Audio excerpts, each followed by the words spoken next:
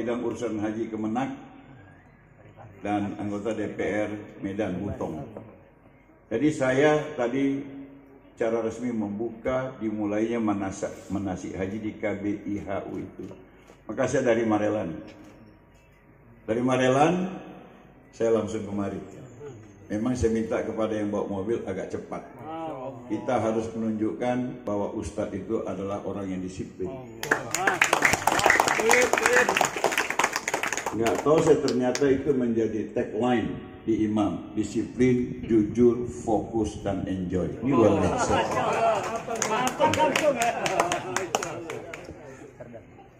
Para asatidz, saya sampaikan tantangan yang dihadapi oleh para ustadz Indonesia. Saat ini ketauhidan umat Islam sedang dirampok. Yang muncul yang populer mungkin bisa saya contohkan. Ada pemuda Cina YouTube dan itu viral. Anda ini umat Islam bersyahadat, bersaksi tidak ada Tuhan selain Allah, bersaksi Muhammad utusan Allah. Saya tanya, ini di YouTube nih. Kapan seseorang bisa jadi saksi di pengadilan untuk satu kasus? Jawabnya, dia menyaksikan, dia melihat, dan atau dia mendengar langsung peristiwa itu. Benar begitu untuk jadi saksi? Benar. Lalu kalian bersaksi tiada Tuhan selain Allah, Muhammad Rasul utusan Allah. Kalian yang mana itu, melihat, mendengar, atau mengetahui? Yang mana? Tidak ada. Maka syahadat itu adalah kebohongan yang luar biasa. Ini tantangan kita. Bagaimana orangnya? Enggak ditangkap. Ada lagi ketua umum partai yang tadi bajunya Bapak Ibu membuli ketua umum.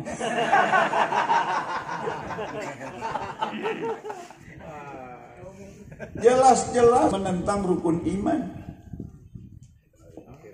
Jangan berfaham radikal, percaya pada akhirat.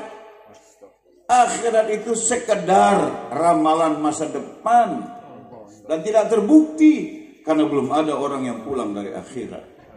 Itu bisa ditengok di YouTube sampai sekarang. Kita kan mudah mendefinisikan dia itu sudah keluar dari Islam karena tidak lagi percaya pada rukun iman. Saya hanya mengatakan ini kan serangan terhadap ketauhidan umat, terhadap syariat misalnya. Busana muslimah itu nggak wajib. Itu budaya Arab itu.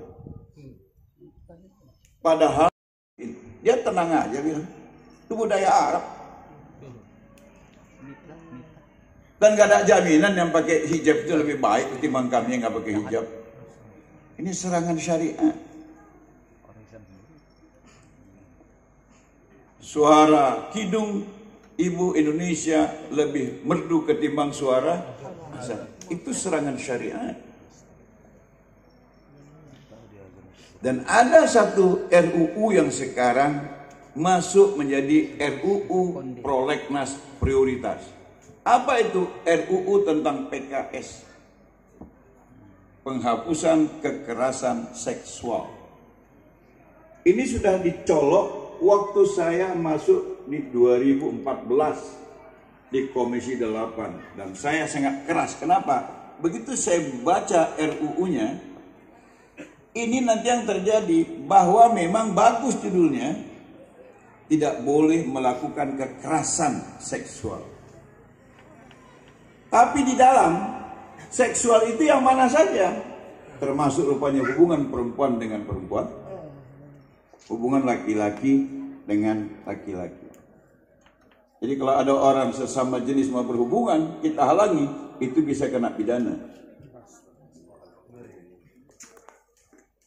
Dan kalau hadis bilang suami minta istri nggak melayani malam itu sepanjang malam malaikat mengutuknya, undang-undang ini bilang kalau istri nggak mau, suami tetap ngotot, bisa ngelapor ke polisi karena suami memperkosanya.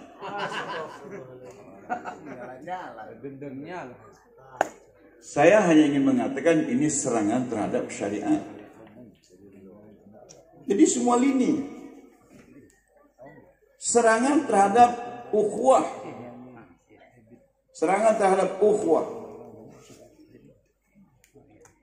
Mereka mengatakan jangan misalnya menggunakan politik identitas. Jangan mengatakan Islam bersaudara. Jadi bangsa ini bagaimana? Kita ini sebangsa dan setanah air. Kalian memisahkan diri hanya dengan mengatakan innamal mu'minuna ikhwah. Bahkan dengan keras salah seorang tokoh partai yang berbasis Islam kemarin pidato menjelang Natal dan Tahun Baru, jangan baca Al-Baqarah 120, ini bisa merusak persatuan bangsa. Dahsyat. Jadi ukhuwah kita diganggu.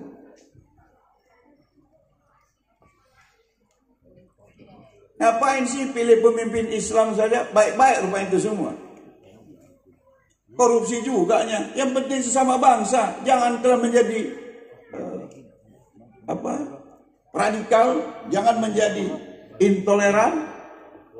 Mereka lupa di saat tempat itu mereka banyak, yang mereka pilih mereka semua. Coba Ustaz Ketaput, Kumbang, ya, Toba, Samosir, coba sana. Bupati, wakil bupati, ketua dan wakil ketua serta anggota DPR, kepala dinas, camat, lurah, kepala sekolah negeri, direktur rumah sakit, direktur ini, tidak ada yang beragama Islam.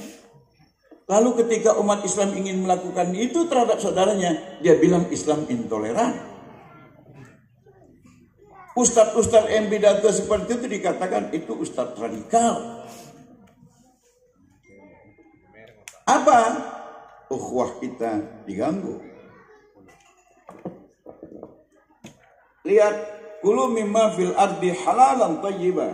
Kami sudah berhasil menggulkan undang-undang tentang produk halal di Indonesia. Mereka beralasan karena bertengkar antara Kemenak dengan MUI tentang siapa yang berhak mengeluarkan label itu, maka sampai hari ini undang-undang itu belum dilaksanakan sebab PP-nya, peraturan pemerintahnya belum dibuat oleh Presiden.